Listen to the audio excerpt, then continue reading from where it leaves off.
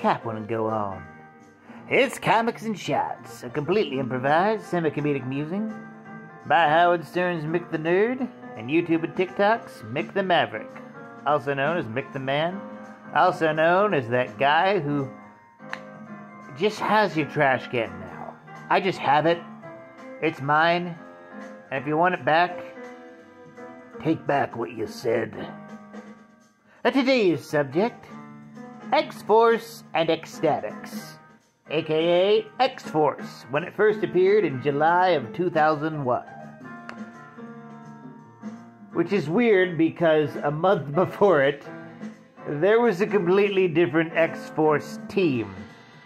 The quality of it is up for debate. The book got very 90s during the end. Very, very, very, very 90s.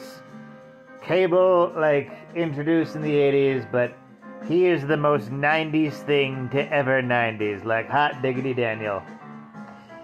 And after a book that is absolutely edgy with absolute edgy anti-heroes, you then start out with a completely new team with X-Force, who have no relation to the previous team of X-Force, where they're basically half superheroes and half celebrities. And are they really superheroes or are they just morons? And it's that sort of thing. And it's they even fight the original X-Force for the rights to the name because they're hey, it's not like you copyrighted it like we did. And it's okay, but this series, X-Statics, then called X-Force, and the previous X-Force team were a month apart from each other. So how short of a time did they get that freaking copyright, baby? Yeah, that's just pretty weird.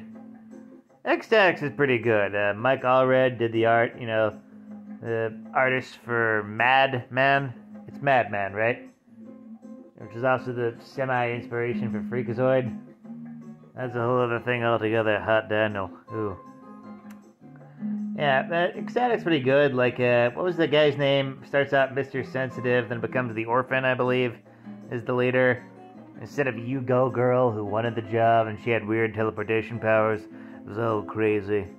I don't think I got that far in it, or if I did, I read it on and off throughout the years. That's what I think. That's also a very 2000s book, very early 2000s. Avant-garde to the point where it feels like it's more of an Elseworld than it really belongs in the modern Marvel comics of the time. And yet every single version of the team of X-Statics is supposedly canon. It's all canon, baby. And Zeitgeist, the former leader, he was in Deadpool 2. And he also dies very similarly in both the movie and the comic. Yeah, that was the crazy thing about, oh boy, spoilers, sorry, but X-Force X-Statics #1, pretty much the entire team gets their asses handed to them and most of them die. So it's oh boy. Yeah, that was back when doing that was actually new, and then people kept trying it in other comics, and it's just okay, why do we care about any of these anymore? Yeah. But I might plan on doing a full read of it sometime. I might plan on doing a full read of X-Force sometime. Up until the point where my brain explodes from reading too much X stuff. Because there's a lot of it. There's so much. And there's gonna be more. There's 3 books on the way. One by McKay, one by Gail Simone, and one by some other person. I don't know who they are. An X Factor, and a Storm book, and a Jean Grey book, and a Cyclops book, and a Wolverine book. And I don't know, Forget Me Not. Maybe he somehow came back to life. He should have. He sacrificed his damn life. And maybe the Gibbon. Yeah, he was technically a mutant. Maybe they could find a way to somehow resurrect him because they thought he was a mutant.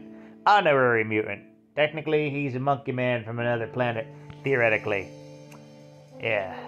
Theoretically.